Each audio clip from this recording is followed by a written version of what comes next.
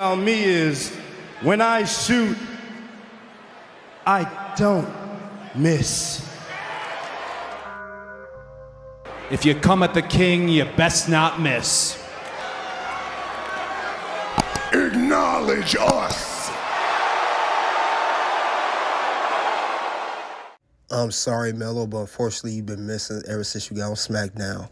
We're going to talk about why Carmelo Hayes treated like dirt in WWE, why Carmelo is not him by WWE.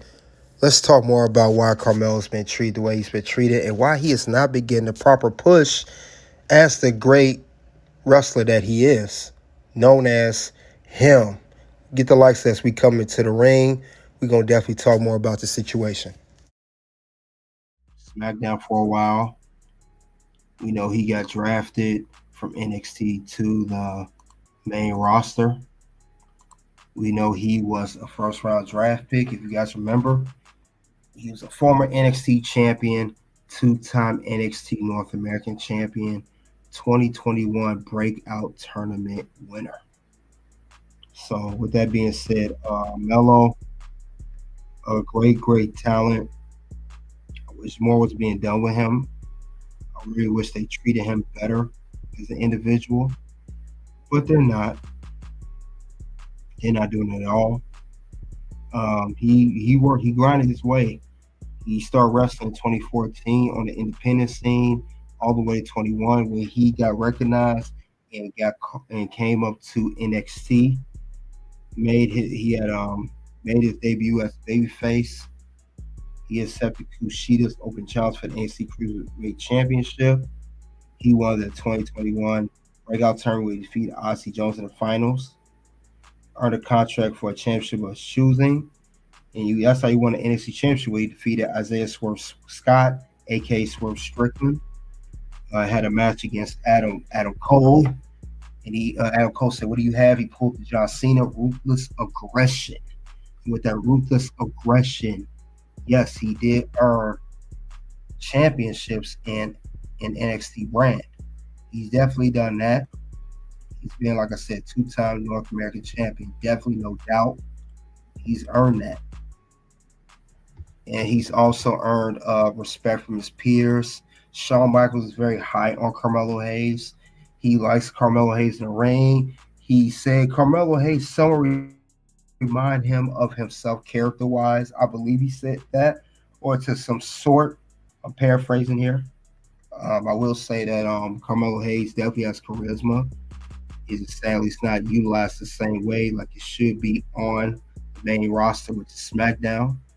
So, like I said, he had 2 runs with the NXT North American champion, and he was also the last man to. He also, another thing he did do as well, if we forget about it, he did help.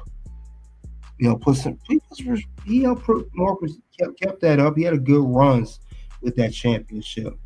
He had good runs with that championship. We can't forget about that. And he also done that as well. So he's done that. He's made a name. He's also worked his way up. Good feuds, good everything. He was there during the NXT 2.0 brand era. Carmelo Hayes was there for that. He was there during the dark times of NXT. Now, we could talk about Braun Breaker, who also, not taking nothing from him, definitely made his mark. He's the Intercontinental Champion right now. But he's not the only one that made his mark on NXT. Carmelo Hayes done that as well. Not only he's done well with the NXT North American Championship, he was the last person to simultaneously merge the belts with the NXT Cruiserweight Championship. That was in his second run. So he's done a lot with this belt. He definitely helped to continue the prestige of the North American Championship. And when he did that, he got into some feuds in between. He did his thing there. Carmelo Hayes, he also shined in there as well. But Carmelo Hayes, he's kept getting better and better and better. He continued to do what he had to do. and he's always done just that exactly. And when he did do that, it showed that he was willing to put in the work. It showed that he was willing to fight like a champion. And he went up, like I said, I mentioned his name not too long ago. He went up against a big dog, literally, no pun intended. He went in the big dog in the name of Braun Breaker. And this is Braun Breaker when he really was shutting it down as NXT champion. That's exactly what he did. And we know Braun Breaker always handle things like a dog. And Carmelo Hayes, he will finally get his moment. And when he did get his moment in NXT to fight, he fought for the NXT Championship. It was an NXT Stand and Deliver 2023. So when he did do that, he fought against Braun Breaker. Like I said, a great match, great feud, great everything. And he was finally able to capture that moment and become the NXT champion when he defeated Braun Breaker. Made Braun Breaker get his man his props. Now, it's crazy. Carmelo Hayes was a heel into this feud, and Braun Breaker was the babyface. Slowly but surely, Carmelo got so much, praise from the fans. He slowly became the babyface. Braun Breaker shifted over to heel. And there we know this is when Carmelo was him, the NXT champion. So when he did do that, he held on to the belt for a while. We know that he had some good defenses. He held on to the belt, I want to say, all the way into NXT No Mercy, where he lost against Ilya Dragunov. So he held to the belt for a good, I want to say, 6 months as champion. That's exactly what he did. But other than that, Melo, he's him. And he don't get enough credit at all. Not enough credit, nowhere near enough credit like he should get. But I do like how he was always, Carmelo, one thing I like about him, he always rise to the occasion, no matter what the case is. Was in an NXT Championship match, or a feud, or a North American Championship match. No matter what the case may be, he's always done just that. Because Carmelo held onto his belt here. I believe he held to this belt, like I said, he held to the belt for 6 months. I want to say he held onto the belt approximately, I want to say 182 days. He won a stand and deliver and lost NXT No Mercy. So he had a very good, respectable run as champion. And then he had some feuds. He had some feuds going in between. Carmelo, he tried to get the belt back. Everything. He tried his best.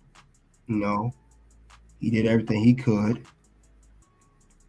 But it just didn't happen. He never was able to regain the NXT Championship. He even he had a little tag team with Trick Williams. They tried to go for the tag team belts in the Dusty Classic. They didn't win that. But slowly but surely in that process, we also learned that not only Melo did not regain the title, he wasn't the most popular guy on the roster anymore. He ended up becoming somebody else. And we know that somebody else became, this is when we start seeing the rise of his hype man at the time, Trick Williams, who is the NXT champion now. But he started rising up and just doing this whole thing. We know these two was partnered up. They was always together. And it led up to Carmelo turn on Trick. They had a good match. And he helped elevate that feud. And Trick Williams, while he was coming on his rise, has stand deliver, which Trick Williams won. And later on become NXT champion. And we know shortly after that as well, we do know that Carmelo went to SmackDown. And like I said, despite all the success of him holding the NXT North American Champion, holding the NXT Championship, despite all of that, his popularity, he has not done nothing since he's been on SmackDown. He's literally been buried. He's lost all his matches. Now I understand he lost against Cody Rhodes, the WWE Champion. I understand he, he had to do that for the first round draft pick. It was just so much they built on him. He lost against Orton. He lost against the Andrade feud was never settled. He never won a whole feud. I just wish more was done for Carmelo Hayes. I wish this man was not just buried in a quick match like this, for example, losing a match in about a minute and a half matches. We went from this guy holding all this, getting pushed, being popular, and now he's buried by losing quick matches. I know it's Braun Strowman, but Carmelo, you got to have him win something. I mean, come on. All right, that is Carmelo on there. But before, one more thing, we're going to check out an interview here. Most criticism I've ever faced in my whole career, but that's okay because, at this time, that's what you get when you get that first round draft pick label. And, if you want to be him, it's, you open up yourself to that type of criticism. But really, it's just kind of like that up in my game to that next level because there's so many guys up there that I've got to work with, Cody and Randy and things like that have taught me that there are so many different levels to this game, and there's levels that I would have never knew, if I wasn't in the ring with those guys. So it's been an amazing process, and I'm just getting started really, and I'm looking forward to see what's next. So you mentioned having to deal with criticism, and that's definitely something that can be difficult, Carmelo, because you got all eyes on you, people being like, oh, is it him? He's a first draft round pick. All of these questions in mind for you, because social media can be loud. How are you handling that in terms of all right, I'm not going to look at what social media is doing, podcast, absolutely everything. Yeah, sometimes it's hard to not see, and we all face that where we all kind of especially when you open the app and it's the first thing you see is criticism, which is okay, you know what I mean? The fans are allowed to have, their criticism and things like that, especially in sports and entertainment. You open yourself up to that, and it's okay. But at the end of the day, it's you have to know who you are and what you stand for and what you do and what took you to get to this level. There's so many things that, people would never understand that happens behind the scenes and the hard work that we put in to get to this level. And also, too, how difficult it is to do what we do. I think it's easy to sit in armchair quarterback. We all do it to every sport, TV. We say, I would have did this different. I would have did that different. It should have been this. It should have been that. But, until you're in that person's shoes, you'll never truly understand. But, I'm open to all the criticism and the critique. I don't really hear it because I force myself to get better anyway. And these are all things that, people will say that I've already told myself. You know what I mean? You think I haven't struggled with, doubt on my own self and things like that. But, I just continue to be him and continue to progress and keep learning. Still so new in this main roster thing. People, if you're not champion or you're not beating everybody in the first 2 months, you're failed or you're buried or you're a jobber. That's a new thing, right? Everybody's a jobber and everybody's buried. So we on a journey, y'all. It's a marathon, not a sprint. Not doom and gloom, exactly. But no, Carmelo, obviously I've seen you work. You are phenomenal. And I want to go ahead and get into, we're talking about the main roster. We're talking about, hey, your feud with Andrade has been so awesome. And I want to get your perspective on how that is going and how you feel the fans are getting to get sort of this new glimpse at you for those that hadn't seen you on NXT. Yeah, I think the in-ring is where I thrive. You know what I mean? It's been something that since I got in NXT, I think Sean had mentioned, he's like, first thing he told me is I just want to get you in front of Hunter just so that Hunter can see what you can do. And then, black and gold, that's when he put me with Adam Cole and Kushida and all those guys. And that's really where I thrive. So I think Hunter's taking that same approach where it's hey, let's put him in the ring with a guy who can match his style or have that type of style match. And it's been great for me because at the end of the day, I love the wrestling aspect of this business. And I love to tell those stories through the wrestling and, especially getting to do, multiple matches. We're learning each other as we go, and we're only making each other better, I think.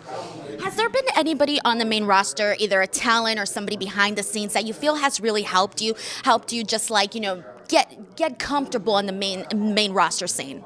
Yeah, there's a ton of guys. That's the cool thing about main roster here is I think everybody is they're very open to. It's not so competitive as you would think, like where it's like, oh, this young kid's coming to take. A lot of them are like, no, we want to bring you what we want you to rise to the occasion, so that way we have competition, not competition in the sense that you're going to take my spot competition, but competition, you're going to make me better, I can help make you better. But Cody's been always since day one. Cody's been the man. Randy's been very cool to me. Punk has been very cool to me. Hunter, obviously, everyone who you would expect, even KO and stuff like that. So it's just been a great experience on the main roster. But I'm learning trial and error too. More than anything, getting in the ring and just having matches has helped me progress even more. All right, so I know big things are going to be happening for you. All right, that was Carmelo Hayes doing an interview with Denise Salcedo right after the WWE draft. That was this past spring. And that's all I have for why Carmelo Hayes treat like dirt in WWE. You guys let me know, is Carmelo Hayes treat like dirt? How bad be treat like dirt? And should he get a better push? You guys let me know in the comment section below. Soon to videos are popular, guys. Click the links below. Until then, it is OUT.